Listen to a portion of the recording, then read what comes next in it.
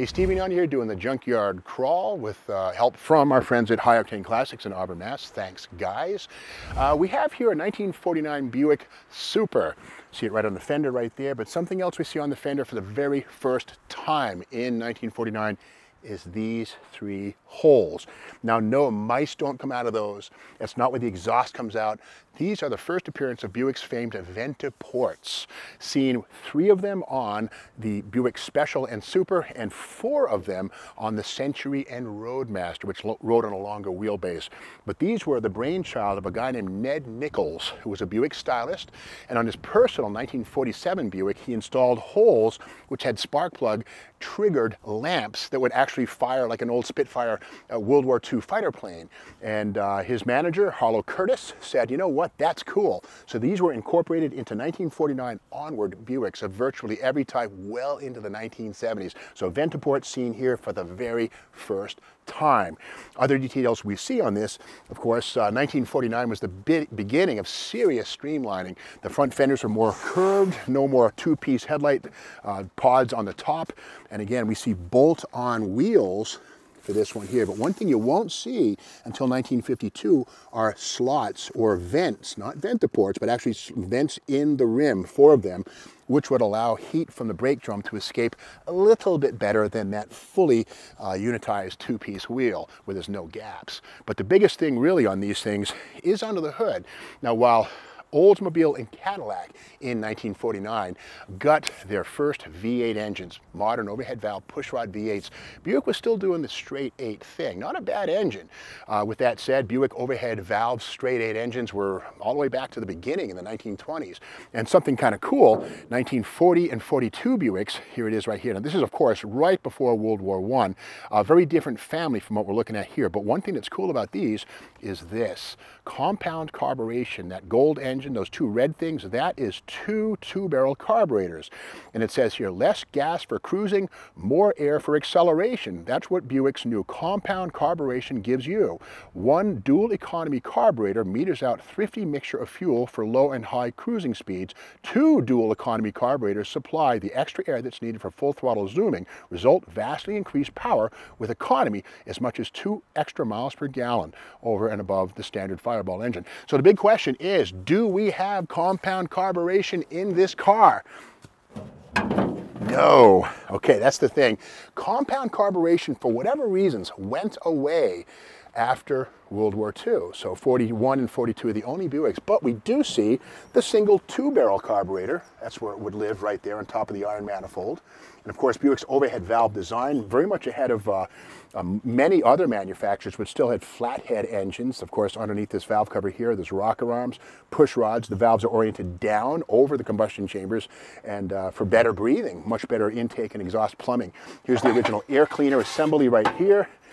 Sort of a muffler, yeah, believe it or not, this thing here silenced the intake roar, that little baffle, very, very, I won't say scientific, but it's more than just a tin with a filter.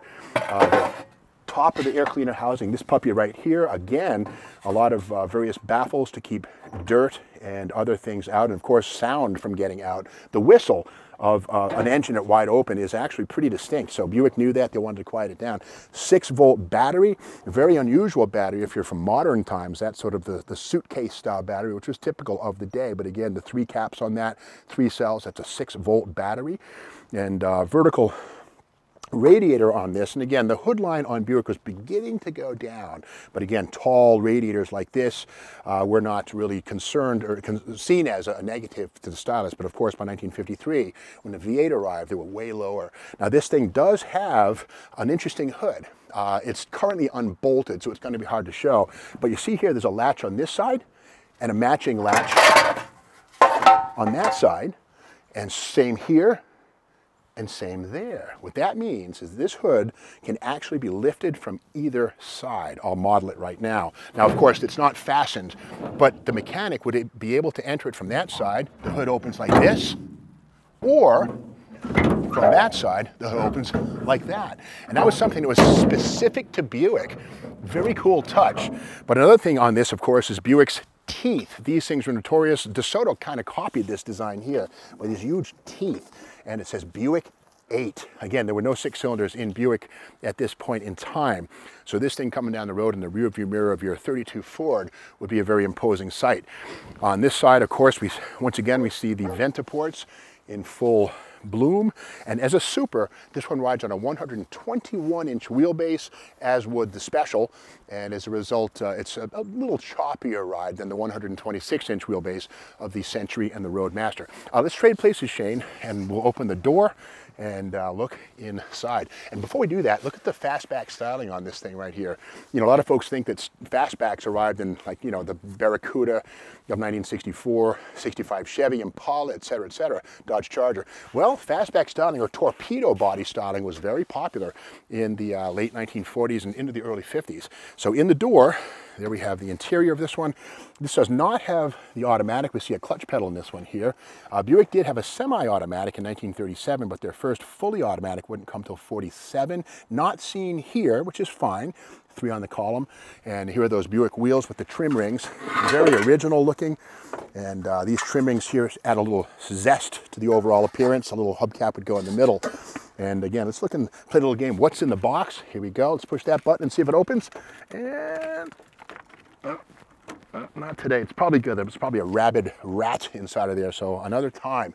Let's make our way around to the back, open the trunk, and see what goodies are there for us to explore. Before we do that, if you lived in New York City, then as now, parking is often a great way to get bumper dings in your car. So a lot of folks would buy these sort of protectors. This is an aftermarket item. This thing, it's kind of ugly, but this bolts on, made by Helms. It says right there, Michigan, but Helms. These things right here protect your rear bumper and body from, you know, careless parkers as you're sardined on the sidewalk in New York City. But here we have the opening of the trunk, and yeah, more of those steel wheels, and yeah, big trunk, a spare radiator up there. And of course, this Buick does have a manual transmission. And I see right here, perhaps a spare, that thing right there. But if you look at the back, that big round thing, that's where the torque tube is adapted to the back of that 3-speed manual. And it is true that Buicks have a torque tube, and this device right here would screw to that.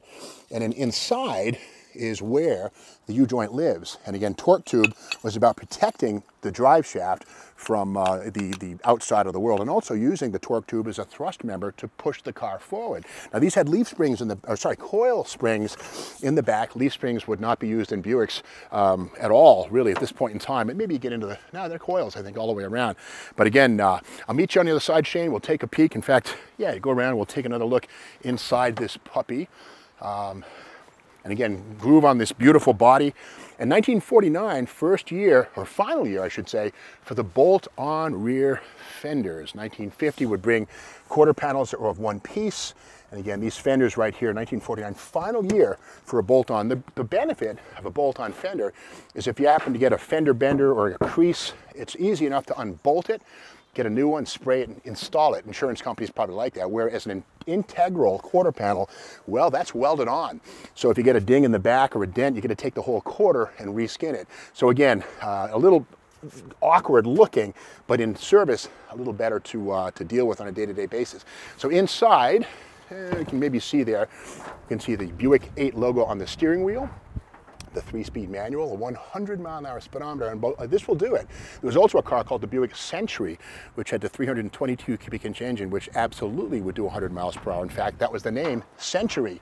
And in fact, the Buick Century, I think, came along in 1936 or 37 and took its name Century from its ability to hit 100 miles per hour. And that was a big deal in 1937 when, you know, the curved dash Oldsmobile of maybe 30 years before that was maybe a 20-mile-per-hour car. So how quickly automobile design evolved from, you know, 1900 to 1949, and of course would go even crazier. By 1959, Buick would have a whole different styling cycle, V8 engines, no 6 cylinders at all, but again, very, very groundbreaking vehicle right here. 1949 Buick Super, the first appearance of the Ventaport. So the portholes, you call them what you want, the mouse holes, but again, this was the thing that really set Buick apart from all of the other GM divisions throughout the 50s, 60s, and into the 70s, and even the 80s. So good stuff. Now, if you like this video, be sure to subscribe to the Steve Maggs YouTube channel, ring the bell so you get alerts for the new videos which come out every single day. We'll see you tomorrow for more Junkyard Crawl.